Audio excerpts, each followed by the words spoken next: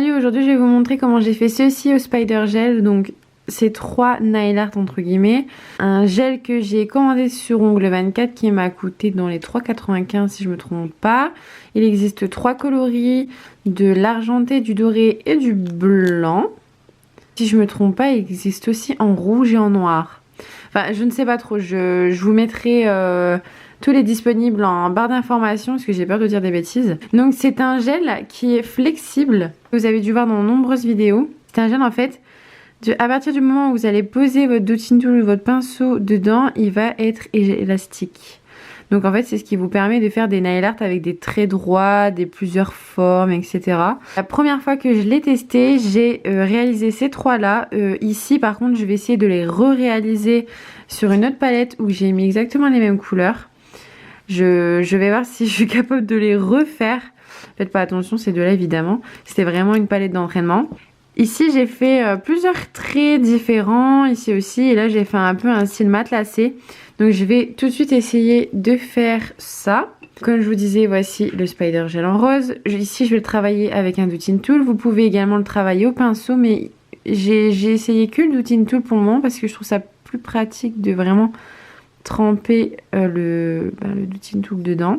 C'est vraiment que la deuxième fois que je vais essayer de retravailler le Spider Gel. J'ai vraiment du mal parce que c'est vraiment une matière qui est assez compliquée à travailler, je trouve, si on n'a pas l'habitude, parce qu'il faut vraiment manier le doigt, le dotting tool, le gel, c'est vraiment compliqué.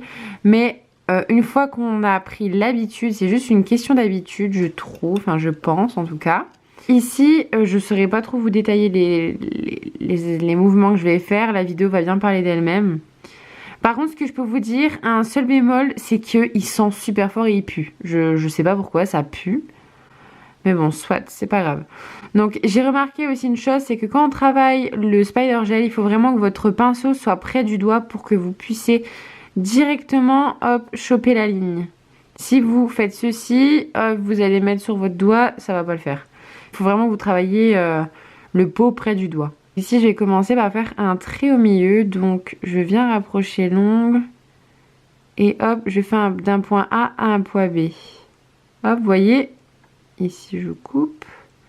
Il faut vraiment que vous touchez la première partie et la deuxième partie. En gros, si vous voulez, il faut qu'il y ait un point A, un point B. Il faut vraiment que vous touchez pour que la ligne s'arrête. Donc ici, j'ai fait une ligne au milieu. Je vais en faire 2 sur le côté. Donc, hop, un point A, un point B. Oh, vous voyez, je l'ai raté. Faut vraiment que le fil soit ni trop épais ni trop fin, sinon il casse. Oh, bah, il n'est pas très droit, mais bon, ça devrait le faire.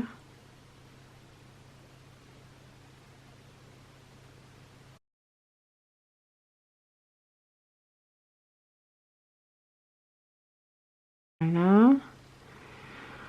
Ensuite, j'avais fait exactement la même chose, mais de l'autre côté. Donc, je pense qu'il faut vraiment bien le tremper et tirer, tirer. Et hop, vous le placez comme ça.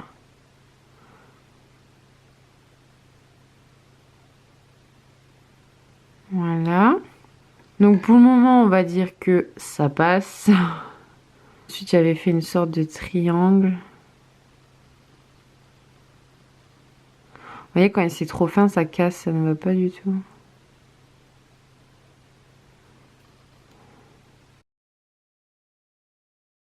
Ouais, je l'ai un peu plus raté. La première fois que je l'avais essayé, c'était 10 fois plus simple. Ici, j'avais fait un trait qui s'arrêtait.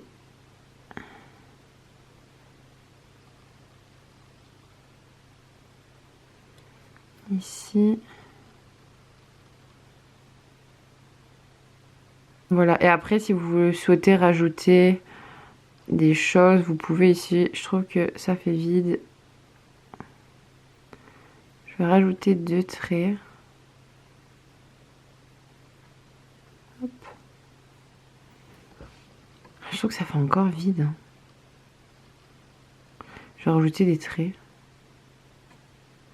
Après, je pense que le Spider Gel, c'est vraiment quelque chose au feeling, quoi. Vous faites vraiment au feeling. Bon, ici, j'ai un peu plus de mal à le reproduire. Et vous le mettez à catalyser 60 secondes sur la lampe LED. Et aussi le Spider Gel, c'est une finition qui n'est pas grasse, c'est un sans résidu. Donc vous n'êtes même pas obligé de passer un quick finish par-dessus. Vous pouvez placer ça sur votre finition et une fois que c'est catalysé, c'est fini. Ensuite, je vais essayer d'en réaliser un autre, donc le deuxième qui était sur le rose un petit peu plus foncé. Alors ici, j'avais fait 2 traits. Ah, celui-là, il est beau. Il est bien épais. Même trop épais en fait. Mais bon. C'est vraiment compliqué. Hein.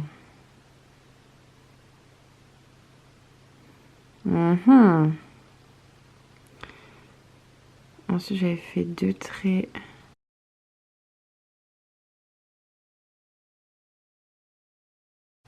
Oh, non mais vous voyez, j'ai fait un trait trop épais. Il commence à baver. Attendez, je vais vite le mettre sous la lampe. Comme quoi, je comprends pas comment j'ai réussi à faire ça du premier coup, je vous jure. Je suis trop forte, mais j'arrive plus à le refaire. C'est bien de savoir le faire du premier coup, mais de pas savoir le refaire, c'est un peu embêtant. Je vais continuer parce que ça fait pas beau, j'aime pas. Ça fait pas propre, oh mon dieu. Ensuite, j'avais refait un trait. Donc, comme quoi, il faut vraiment que ça soit des traits fins. Oh non, mon dieu. Oh non!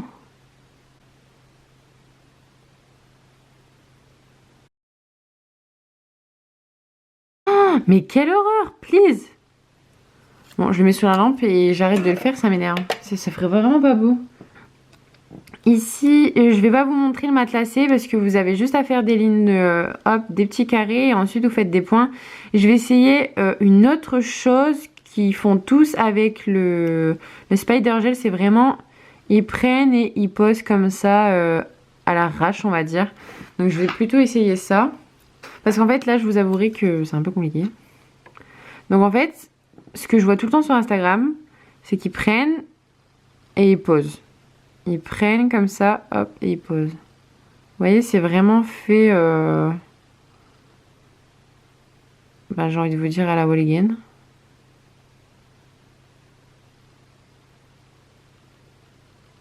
Hop là, c'est bon, c'est terminé. À la limite, ça c'est vraiment plus simple pour ceux qui n'arrivent pas à trop bien travailler les traits droits. Oh, j'ai trop honte de vous montrer ça, c'est trop moche. Je mets sous la lampe. Donc voilà le résultat du Spider Gel. Je voulais vraiment le retester avec vous pour que j'ai un deuxième avis parce que c'est vrai que quand on essaye un produit, une première fois, ça peut aller et quand on le réutilise une deuxième fois, une troisième fois, ben en fait on se rend compte que le produit il est pas si bien que ça. Ici, c'est pas qu'il est pas bien, mais vraiment c'est une question d'habitude parce que regardez la première fois que je l'ai fait et la deuxième fois que je l'ai fait. Les traits sont vraiment pas gros, j'ai vraiment pas l'habitude, il faut vraiment savoir doser sur le dotting tool pour pouvoir le poser. Pour pouvoir le poser correctement. Ici, regardez, j'avais fait un autre test, mais ça c'est vraiment moche. Pour vraiment le poser, en fait, que vous ayez l'habitude. Je suis trop dégoûtée parce que ça c'est trop beau, j'ai trop aimé, je sais même pas comment l'idée m'est venue, j'ai commencé à faire ça au feeling. Si vous n'arrivez pas à faire des traits fins, vous pouvez faire vraiment des styles de traits comme ça. Par exemple, vous faites un dégradé en dessous, ou alors vous mettez des paillettes en dessous, vous faites ça, ça peut vraiment être pas mal. Vous pouvez faire plusieurs styles, hein. Vous pouvez faire couler le gel sur le côté, etc. Mais voilà, après vous avez vraiment plein d'autres façons de travailler les Spider Gel. Ici, franchement, je vous avoue que je vais pas l'utiliser tout le temps. Oh, j'ai du blanc là. Ici, je vous avoue que je vais pas l'utiliser tout le temps. J'ai vraiment pas eu un coup de cœur pour ce produit. Je l'ai acheté parce qu'il y a tout le monde qui en parlait sur Instagram. Ça venait de sortir, je voulais le tester, en parler, etc. Mais c'est bien que j'en ai acheté qu'un, quoi. Parce que je suis pas fan. Je sais pas, j'aime pas du tout. À la limite, comme je vous ai dit pour faire ça, mais les traits fins, je trouve que c'est trop compliqué. Ou alors, il faut vraiment que je m'entraîne. Mais voilà, quoi, vous avez mon avis. Après, à vous de me dire ce que vous en pensez de ce produit. Si vous l'avez déjà testé, si vous l'aimez bien, n'hésitez pas à me dire en commentaire. Je serais trop contente d'en parler avec vous pour savoir ce que vous en pensez, vous aussi. Que je me sente moins seule sur mon idée. Je vous mettrai tout en barre d'informations, enfin je vous mettrai tout, je vous mettrai le lien s'il y a plusieurs couleurs, etc. Si vous avez des questions, n'hésitez pas à me les poser en commentaire, j'y répondrai avec plaisir. Je vous invite également à me suivre sur les réseaux sociaux. Et en tout cas, je vous dis à très vite pour des nouvelles vidéos. Salut!